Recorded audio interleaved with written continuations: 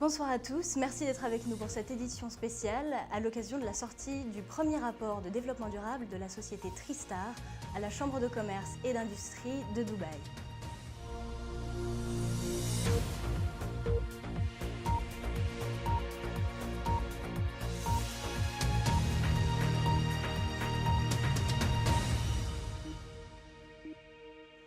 Pour nous en parler ce soir, j'ai le plaisir d'accueillir à ma table deux expertes en communication, Madame Paola Pacci, experte en sémiologie et en communication stratégique d'entreprise, ainsi que Madame Paula Messirel, experte analyste des rapports extra-financiers.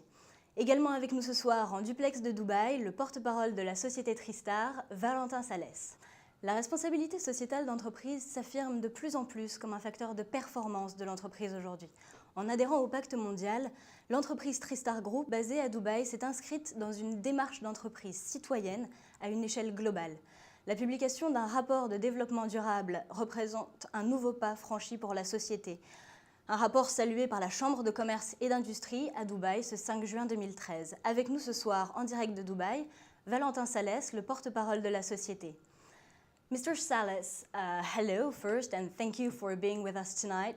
You are the spokesman of Tristar. First of all, may I ask you to introduce your company? Thank you, Mrs. Spill. You're welcome. Tristar is a company that was founded in 1998 by Eugene Main.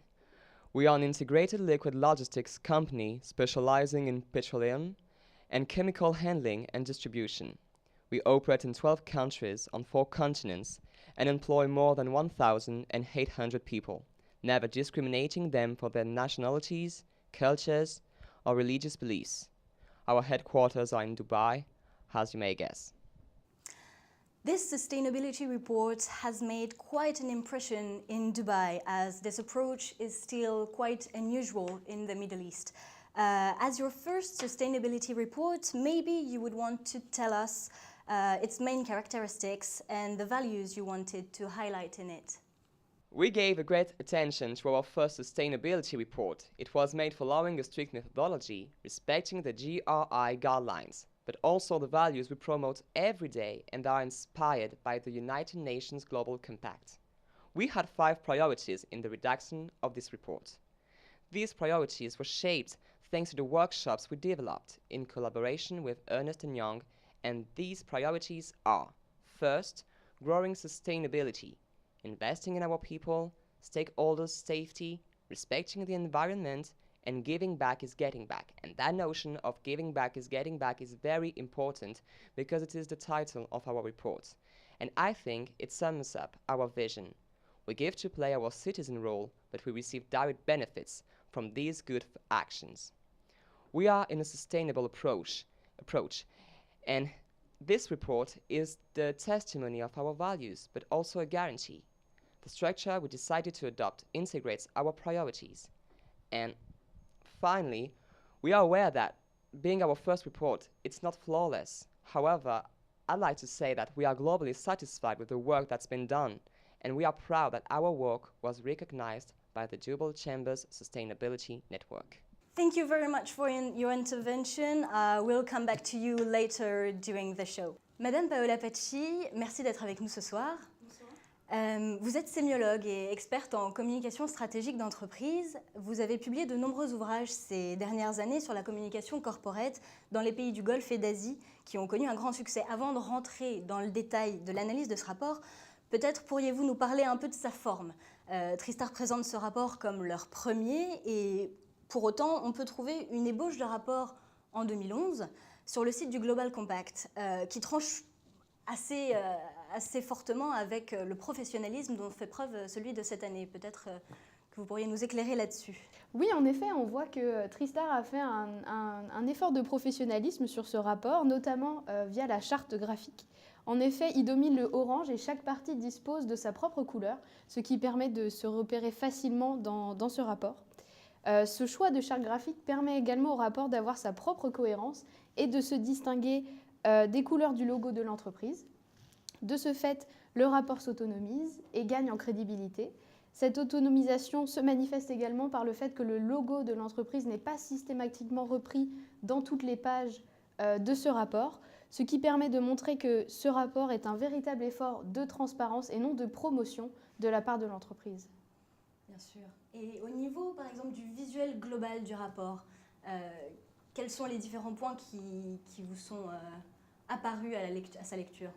Alors, à la lecture, d'abord, ce que j'ai pu relever, c'est que cette lecture est rendue agréable par la présentation soignée.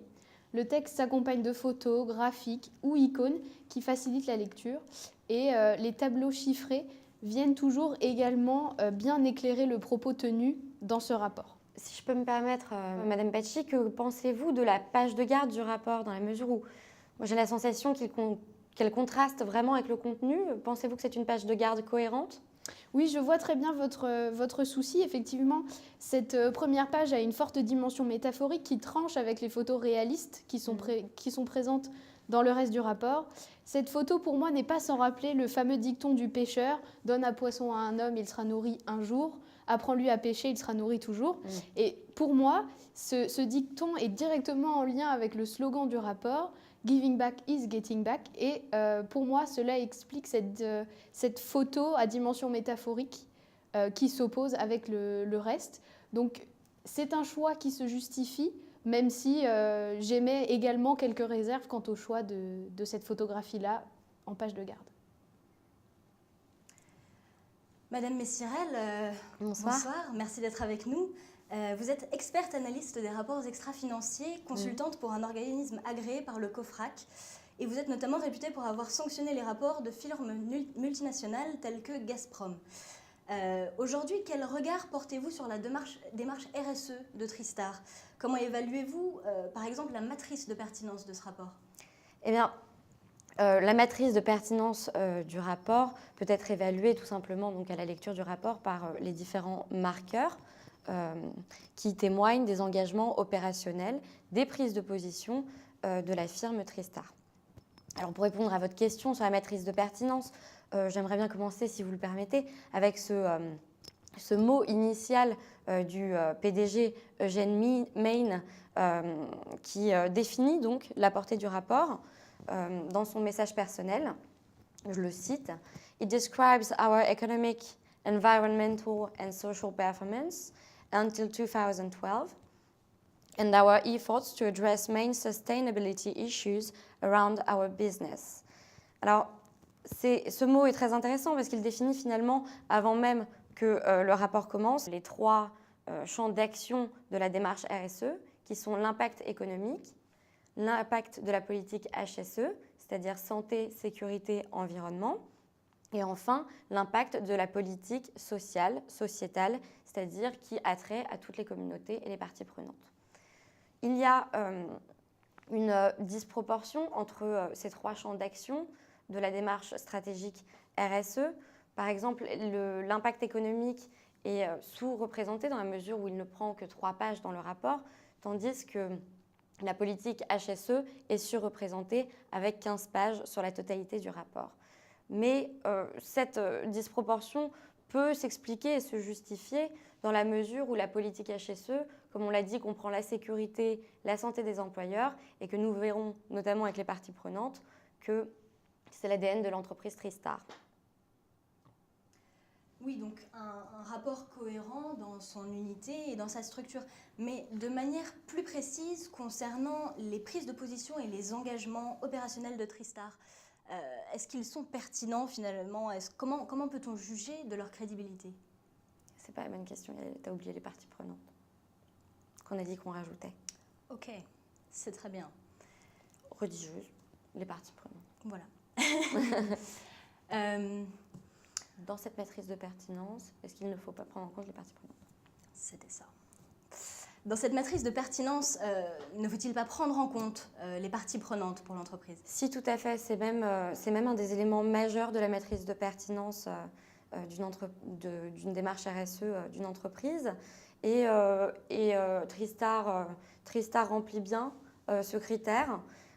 J'ai noté notamment 2 expressions qu'il faut valoriser à mon sens, qui sont to adopt a systematic approach and to supply for an holistic service.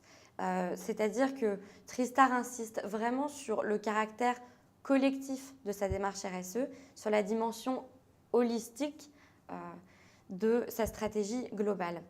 C'est-à-dire qu'on s'intéresse au collectif avant de s'intéresser aux divers particuliers. Et donc, Tristar fait une cartographie des parties prenantes. Bon, à première vue, cette cartographie peut ne pas sembler complète. Mais Tristar ne fait pas défaut de sincérité dans la mesure où il est annoncé clairement que seront traités uniquement les key stakeholders, c'est-à-dire, donc, selon le rapport, les employés, les clients, les fournisseurs, les communautés grand public, les autorités légales, les médias, les ONG et enfin les actionnaires.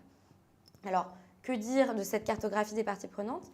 D'abord, c'est un listing sous forme de tableau, donc il suppose une hiérarchie implicite, même s'il n'y a pas de numérotation. On peut se rappeler la cartographie des parties prenantes qu'avait fait Bell et sur laquelle j'avais notamment travaillé, qui prenait en compte les parties prenantes, mais sans aucune hiérarchie, parce qu'elles étaient présentées sous forme de réseau, vous voyez, pas dans un listing. Donc on avait vraiment cette impression donc d'une égalité d'importance, en tout cas, des parties prenantes. Dans cette cartographie, on peut identifier quelques lacunes, notamment l'absence d'un regroupement thématique des parties prenantes. Là, je ferai une référence à la très bonne cartographie des parties prenantes du groupe Lagardère, qui donc avait regroupé les différentes parties dans les quatre catégories de sphère publique, sphère sociale, sphère professionnelle et sphère économique. C'est utile car lorsqu'on lit un rapport, on a besoin, vous voyez, de situer les parties prenantes, savoir dans quel champ d'action, de responsabilité elles se situent. Donc, du coup, on a l'impression d'une incomplétude de ce tableau. Par exemple, on cite les fournisseurs, mais on ne cite pas les autres sous-traitants, les consultants. De même, dans les autorités légales et dans les ONG, ne sont mentionnés que les événements et les conférences. Or, il y a aussi les réglementations nationales et internationales, auxquelles en plus Tristar se soumet avec brio, comme on le voit. On peut tout de même reconnaître un point très astucieux dans cette cartographie, c'est que les employés sont placés en tête de liste. Alors qu'il faut le rappeler, dans la plupart des rapports, c'est la grosse lacune. Les employés sont souvent même complètement absents de la cartographie des parties prenantes.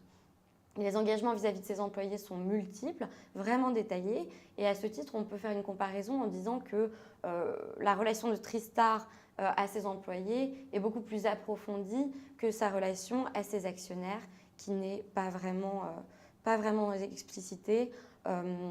On parle seulement, à mon souvenir, de l'annual board meeting. Et voilà. Une décision qui peut peut-être se justifier par le fait qu'il s'agit vraiment d'un rapport de développement durable et non pas d'un rapport de performance annuel comme on peut en trouver dans des entreprises comme Tristar. Oui, c'est exact. Il faut souligner que c'est un premier rapport. C'est une dimension qu'il faut prendre en compte quand on analyse un rapport. Et c'est vrai qu'à ce titre-là, il est louable. Donc un rapport cohérent dans son unité et dans sa structure. Tout à fait.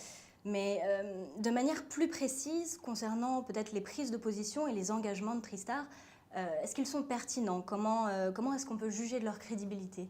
Eh bien, les engagements opérationnels ont trait à ce qu'on appelle la politique HSE, donc, dont je vous ai parlé juste avant, c'est-à-dire Health, Safety et Environment.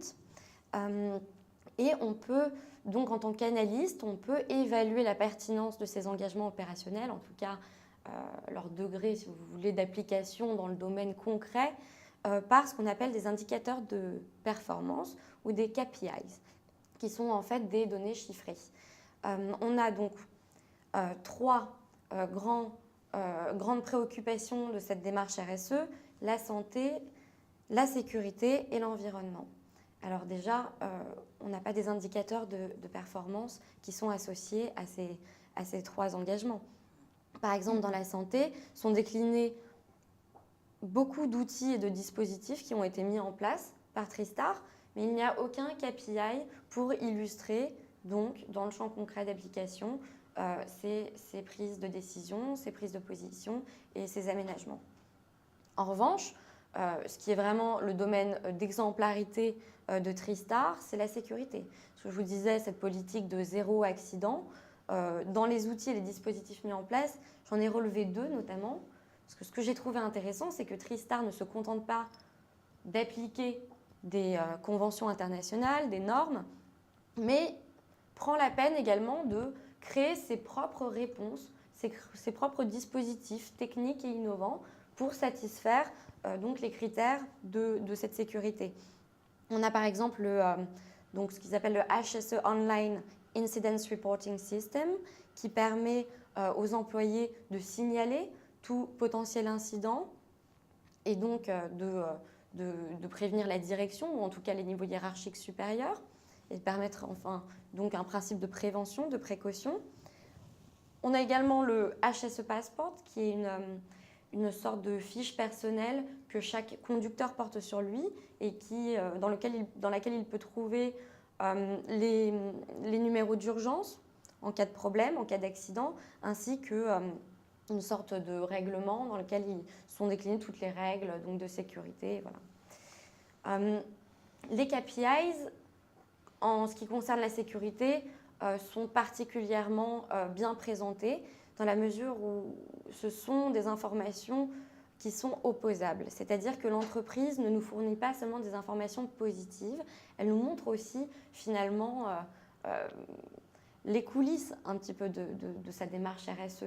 C'est-à-dire que le bilan, donc comme on le voit dans la figure 10 Safety Performance, qu'on peut trouver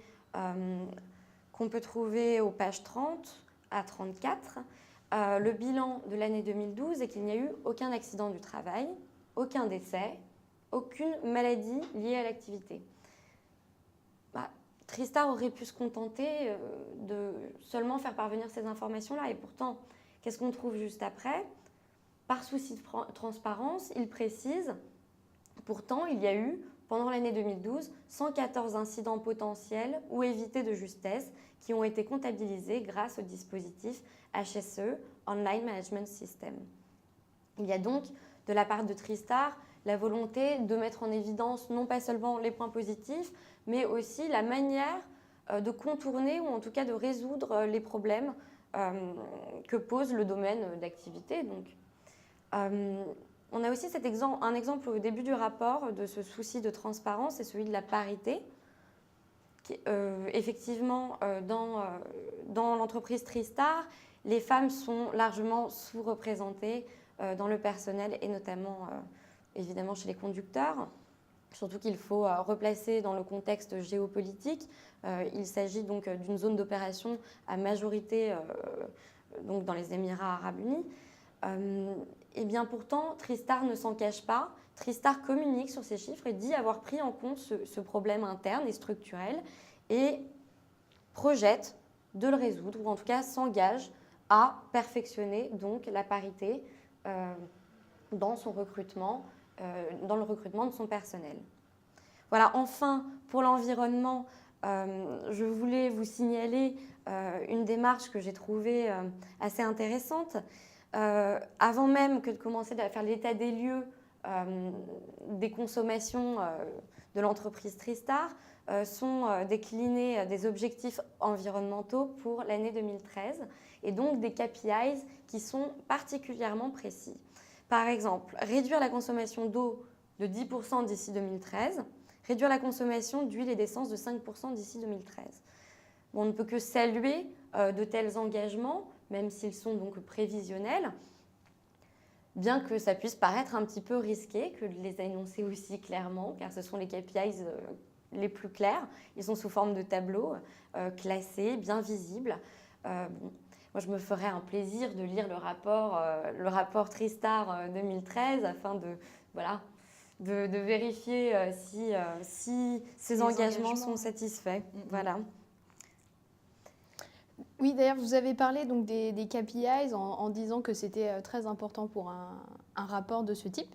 Mais je voulais quand même attirer votre attention à toutes les deux sur les bonnes pratiques qui, elles, peuvent se priver, je pense, de KPI, mais qui apportent cette même valeur ajoutée, en fait, que ces KPIs et que surtout ces prévisions qui sont faites sur 2013.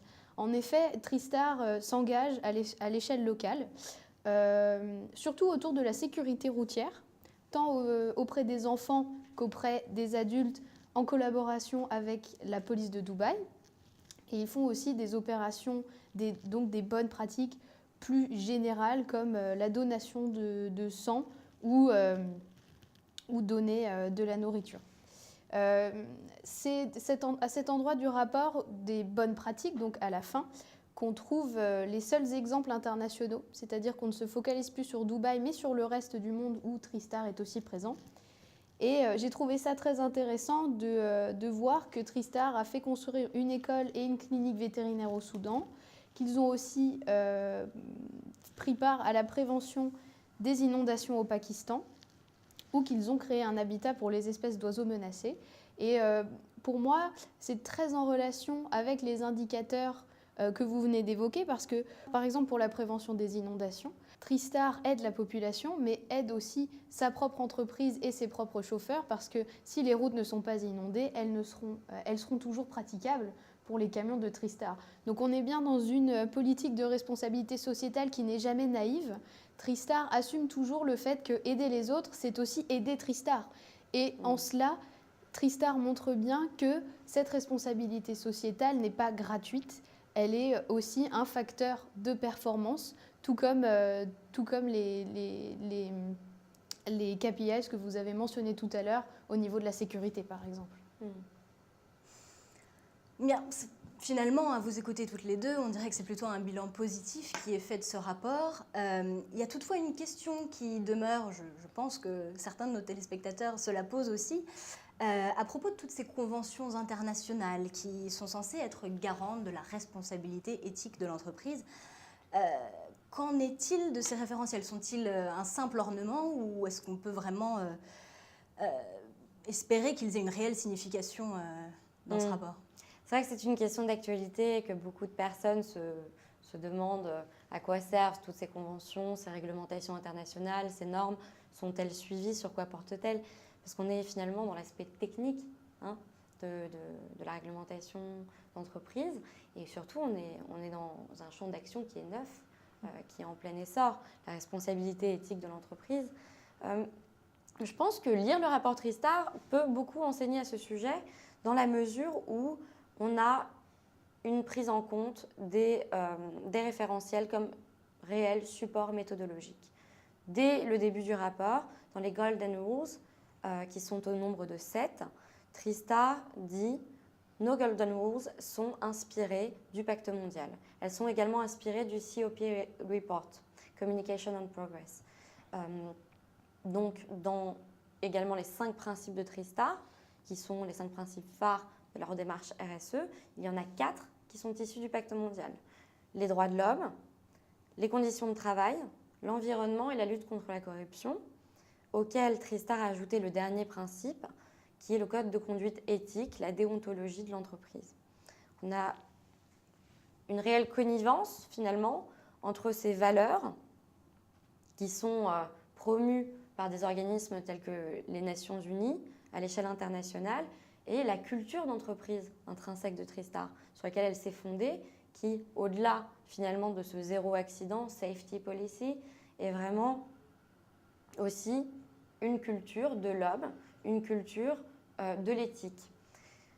Enfin, on a les certifications. Les certifications sont très importantes, notamment l'ISO 9001 qui porte sur la qualité, l'ISO 14001 sur l'environnement, le management environnemental, et l'OHSAS 18001 qui porte sur la santé et la sécurité au travail. Ces certifications sont dès le début du rapport mises en lien avec la stratégie globale de l'entreprise. Ce sont des conditions nécessaires à l'établissement d'une relation de confiance avec les clients. On peut d'ailleurs lire dans un des titres « Enhancing Trust with Our Clients » et c'est donc la base concrète des valeurs partagées par l'ensemble des parties prenantes. Je voudrais, avant de continuer sur les référentiels et notamment sur le GRI, qui est le référentiel majeur, à propos des KPIs de tout à l'heure, juste noter qu'il y a une absence de tableau récapitulatif des indicateurs. et qu'il y a donc, en termes de visuel, une certaine lacune. Mais que cette lacune est contrebalancée finalement à la fin du rapport par le tableau du GRI qu'on trouve sur 6 pages quand même, qui prend sa place, qui prend de la place, qu'on trouve sur 6 pages dans le rapport et que d'ailleurs le PDG mentionne avec fierté dès la page 4 en s'exclamant ainsi, je le cite, I am pleased to note that this report has been prepared in line with the GRI reporting guidelines. Donc, les critères du GRI ont réellement permis à Tristar d'obtenir une certification de niveau B, qui est d'ailleurs d'un point de vue objectif très satisfaisante pour un premier rapport. Et donc, tous les critères formulés par le GRI sont présents à la fin du rapport et finalement apportent cette structure qui aurait pu nous manquer si on n'avait eu ni tableau GRI, ni tableau récapitulatif des indicateurs, si vous voulez. Donc on a comptabilisé avec mes collègues 163 critères répartis en 11 catégories. Et nous pouvons également souligner le fait que ce rapport donc a bien servi de base méthodologique dans la mesure où dès qu'un critère est développé dans le rapport RSE de Tristar, il est indiqué dans la 4e colonne du tableau et on peut directement s'y rapporter dans le rapport. Donc il y a vraiment un système d'écho et une structure du rapport, même si elle n'est pas visible dans les intitulés, en tout cas sous-jacente, en correspondance avec le GRI. Merci pour ces éclaircissements. Madame Pacci, je voulais vous poser la question, en fin de compte, un rapport de développement durable, à qui ça s'adresse ? C'est une excellente question, en effet.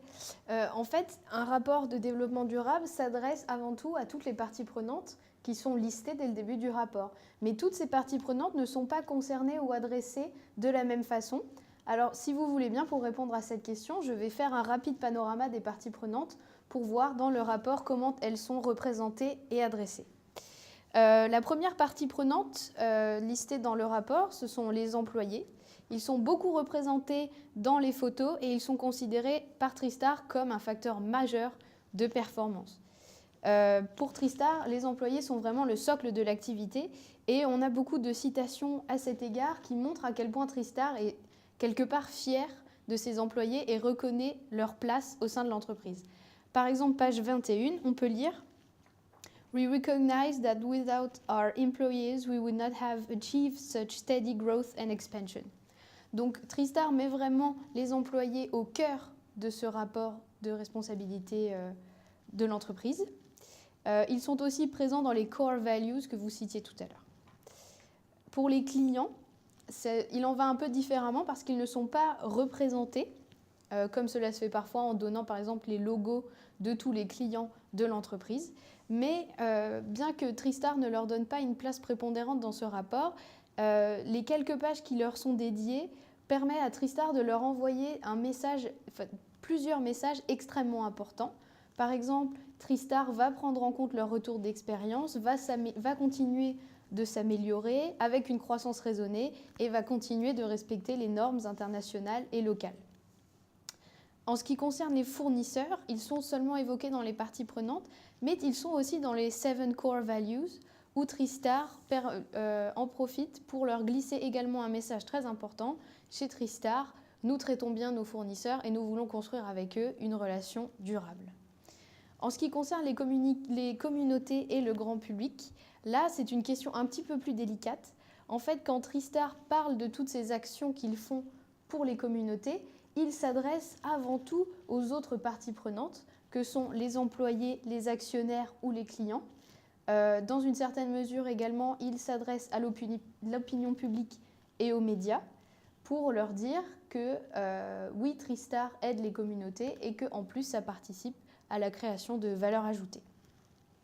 Enfin, dans ce rapport RSE, Tristar adresse aussi les autorités légales, qu'elles soient locales ou internationales. En effet, quand Tristar prend part à la prévention routière, par exemple, Elle montre bien qu'elle respecte la loi, mais qu'en plus, elle aide à ce que cette loi soit respectée par les personnes. Donc, Tristar se présente comme un véritable partenaire des autorités locales. Au niveau des médias, j'y passerai rapidement parce qu'eux sont concernés par la sortie du rapport et peuvent être intéressés par ces actions sur les communautés dont j'ai parlé tout à l'heure. Les ONG tiennent aussi une place dans ce rapport et dans la stratégie de Tristar, parce que quand Tristar réalise des opérations, elle ne le fait rarement seule. Elle est souvent partenaire des ONG, ce qui permet aux ONG d'être représentées dans ce rapport, mais également adressées, puisque Tristar promet d'utiliser 0,5% de son prochain chiffre d'affaires pour continuer ses actions sur les communautés. Enfin, les actionnaires sont assez absents du rapport, mais ils sont adressés un petit peu à la même manière que les clients, c'est-à-dire qu'ils sont intéressés par la performance économique de l'entreprise et par le rapport dans sa totalité, parce qu'une bonne politique RSE crée de la valeur pour l'action que les actionnaires pourront acquérir. Voilà ce que j'avais à dire sur ce sujet. En ce qui concerne les méthodes qu'a adoptées Tristar pour diffuser finalement ce rapport, est-ce que vous estimez que le travail a été bien fait finalement? Alors, tout d'abord, au moment du lancement du rapport, je dirais que oui, parce qu'au moment du lancement du rapport à la Chambre de commerce et d'industrie de Dubaï, ce rapport a fait beaucoup parler de l'entreprise et a montré à l'échelle locale et internationale son engagement dans la responsabilité sociétale. Mais par la suite, j'émettrai quelques réserves. En effet, ce qui est bien, c'est que le rapport est disponible sur le site internet, tout en bas de la page dans le Download Center, ce qui veut dire que chaque visiteur de la page peut avoir accès directement au rapport que nous avons lu, vous et moi. Mais ensuite, sur le site internet, dans l'onglet CSR, on retrouve des éléments du rapport, des paragraphes entiers qui sont dans le rapport, mais qui en sont sortis et qui sont dans le site internet un peu mélangés, sans hiérarchie, sans la charte graphique dont je vous parlais tout à l'heure, ce qui donne une impression un peu de fouillis. On ne classe plus trop l'information, on enlève les graphiques. Les photos sont toujours présentes, mais les graphiques et les chiffres apporteraient quand même une information très transparente. De plus, je déplore que sur le site internet, Tristar sépare tout ce qui relève de l'ordre de l'hygiène et de la sécurité et de la responsabilité sociétale, alors que les deux font partie du rapport. En plus, Tristar enlève toute la partie du rapport qui était dédiée au logement des employés, ce qui est pourtant très dommage parce que c'était pour Tristar un avantage dans sa politique de responsabilité sociétale. Donc je dirais que le rapport aurait dû pour moi être plus mis en avant en tant que tel au lieu d'être repris dans le site internet et de perdre sa forme en fait, sa forme attractive et ses chiffres. Et donc on a l'impression de perdre un peu une partie de la démarche, ce qui est très dommage parce que c'était vraiment, pour moi en tout cas, un très bon rapport. Pour ce qui est des réseaux sociaux, sur la page Facebook et la page Twitter, le rapport n'a pas été diffusé en tant que tel non plus, ce qui est dommage parce que la page Facebook est un outil de communication plutôt interne avec les photos des employés à différents événements, mais aussi les photos des différentes actions menées par Tristar dans différents pays. Pour la page Twitter, ce n'est peut-être pas si grave parce que c'est une page qui est très peu active, même si elle est tournée plus vers la communication externe. En effet, seulement 18 tweets depuis novembre 2012. Donc voilà, c'est un petit peu léger. Et c'est un petit peu dommage parce que justement, pour moi, ce rapport ne doit pas être communiqué qu'à l'intérieur de l'entreprise pour favoriser la fierté des employés, mais aussi à l'extérieur, ce qui aurait été bien pour Tristar. Enfin, ce que j'ai trouvé intéressant sur Internet, c'est la chaîne YouTube mise en place par Tristar, dont 2 vidéos qui mettent réellement en image ce rapport. En effet, on a une vidéo où on trouve des images de cette école construite au Soudan, de ces différents événements sur la sécurité routière, par exemple, avec de nombreux témoignages qui sont absents du rapport mais qui sont là mis en image. Et je pense que c'est un vrai atout pour Tristar qui pourrait mettre beaucoup plus en avant cette vidéo en lien avec le rapport. Enfin, on a juste un dernier élément qui est la newsletter qui paraît à peu près tous les 2 mois. Et pour moi, c'est intéressant parce qu'elle réactualise ce rapport, elle pose les bases véritablement du prochain rapport en parlant des événements qui sont en train de se passer et qui se retrouveront dans le rapport qu'on lira plus tard.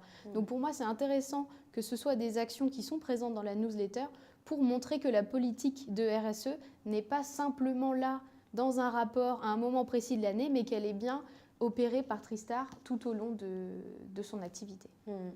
Donc une fragmentation de l'information qui est libérée au public continuellement tout au cours de l'année, plutôt que sous la forme de ce rapport. Exactement. Pour clore cette analyse, peut-être un dernier petit mot avec Monsieur Salès. Hello again, Mr. Salès. You have, I believe, carefully listened to what's been said here. Positive elements, others were more critical. Maybe you'd like to say something in response to those critics. I have to say that I'm quite pleased with what's been said. The positive remarks that were made confirm the objective judgment delivered by the GRI, which graded this report level B. But now, concerning the critics, I'd like to try to explain some negative points your experts highlighted. First, Mrs. Messerl considered that our figures were not always clear. I think this statement could be balanced. It's true we do not always have the 2011 figures, but you have to keep in mind that this is our first sustainability report, and next year, I think that there will be more comparisons. Then, you also emphasized the fact that we minimize the economic impact of our HAC policy. This is true, and I totally agree. I'm aware that safety is very represented in this report, and that we should give figures to show that thanks to our safety policy, there's been an economic impact. We could develop new tools to give relevant results in our next report. For example, I guess that we should show that thanks to our good results, like no accidents, no incidents, we pay less insurances and spend less money in legislature.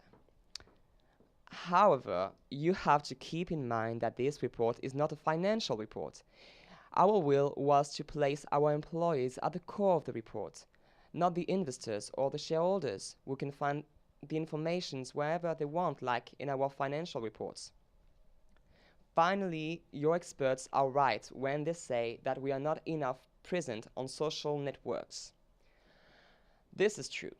We created a good report, but we still have difficulties to pass our message to the general public as to the international instances. Finally, maybe a last question for you.